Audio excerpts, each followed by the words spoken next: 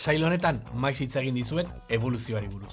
Hitz egin dugu begiaren edo burmuinaren evoluzioari buruz. Eta han hemenka utzi ditugu pista batzuk. Baina nola funtzionatzen du evoluzioak? Hau, gure arbasoak da. Zientzia bultzatzeko sail bat. Gaur lehen aldiz, primate guztiak batuko ditugu. Baina horretarako, Madagaskarrera bidaiatu beharko dugu. Lemureak ezagutzera.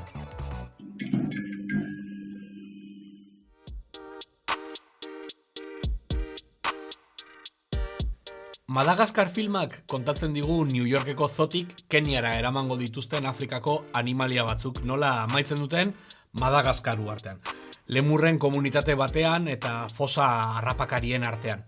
Filmeko animaliek ez dute elkar ezagutzen, ez dute elkar inoiz ere ikusi. Izan ere, Madagaskarren dagoen fauna berezia Afrikatik isolatuta egonda milioika urtez. Madagaskar da evoluzioak nola funtzionatzen duen ikasteko leku bikain bat, gure bidaide berriak diren lemurrekin. Evoluzioa itxua da, eta ausazkoa. Bestela esan da, ez du helbururik. Askotan esaten dugu, evoluzionatu zuten honakoa egiteko. Ez da zuzena.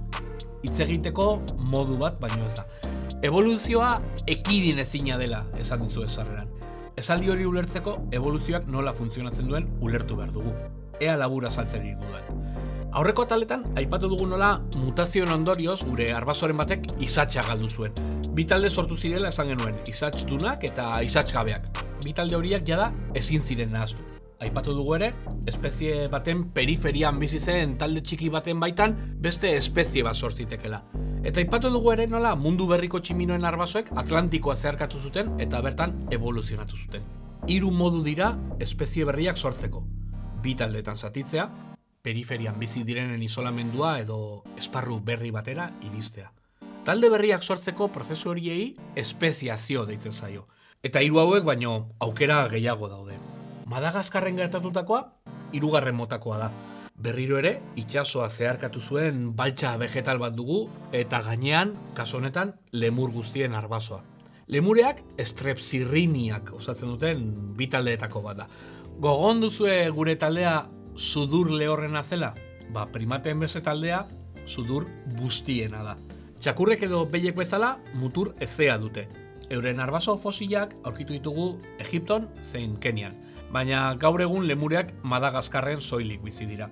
Orain dela 50 milioi urte inguru itsasoz iritsi ziren uhartera, eta mundu arraro bat aurkitu zuten. Izan ere uharteak espeziaziorako leku aproposa izaten dira. Beste bideo batzuetan aipatu dugu txoko ekologikoaren kontzeptua. Txoko ekologikoak espezie baten bizitzeko edo bizirauteko duen modua da. Izenak ara dioen arren ez da leku zehaz bat, hori habitat bat da.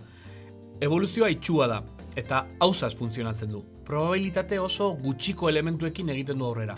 Lemuren arbasoak Madagaskarrera heldu zirenean, utzik zeuden txoko ugari aurkitu zituzten. Eta horrek aukera asko eman zituen, bizimodu berrietarako moldatuago zeuden lemuren arbasoak evoluzionatzeko.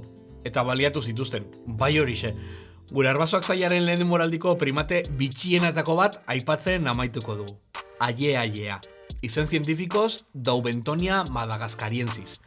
Hatz luzeak dituen lemur bat da, eta bere senideak ez bezala gautiarra da. Gau ez bizi den primaterik haundiena da. Karraskariek bezala etengabe hasten diren ebakortzak ditu. 3. hatza oso luzea du eta zuhaitzen azalean kolpeak emateko baliatzen du, barruan intsektuen larbak aurkituz. Hatzekin egiten duen soinua, ultrasoinuak detektatzeko moldatutako belarrien bidez entzuten du. Baina zuhaitzen barnean dauden intsektuen soinuak entzuteko gai ere badira. Zer gehiago? Bai, emeek ugatzak ez dituzte bularraldean, beste primate guztiak bezala baizik eta aldakaren ondoan. Eta harrek txakurren antzeko zakila dute, bakulu batekin. Zerbait gehiago? Bai, hatz luzearekin aukera dute sudurrean sartu eta eztarriraino sartzeko. Horrela mukiak atera eta, bai, jaten dituzte. 6. behatz bat dute, Gipuzkoarrentzat mezua. Behatz diodanean, oinetaz ari naiz. Edo sasi behatz bat, ez delako guztiz mugikorra. Horretan, panda hartzaren antza dute.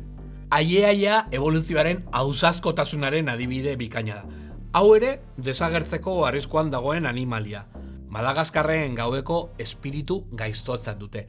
Kondairak dioelako bere hatz bitxi horrekin zuregana zuzentzen bada, laster etorriko dela zure bila, heriotza. Horregatik ere, hiltzen ditugu. Aiaiak ez zuen evoluzionatu larbak aurkitzeko edo gizakiei heriotza ekartzeko. Hori hausaz gertatutakoa da. Iraganean lortu zuen bizirautea bere hatz luzearekin, eta baliteke orain ezin lortzea, bere hatz luzeak beldurra ematen digulako. Agian aukeran aiaiak nahiago luke beste zerbait egitea, baina evoluzioa ez dago zuzenuta. Ezin da aukeratu, soilik biziraun. Hau gure arbasoak da, eta ikusgelan zaude. Gustatu bazaizu, arpidetu eta eman like. Hurrengo denbora aldira.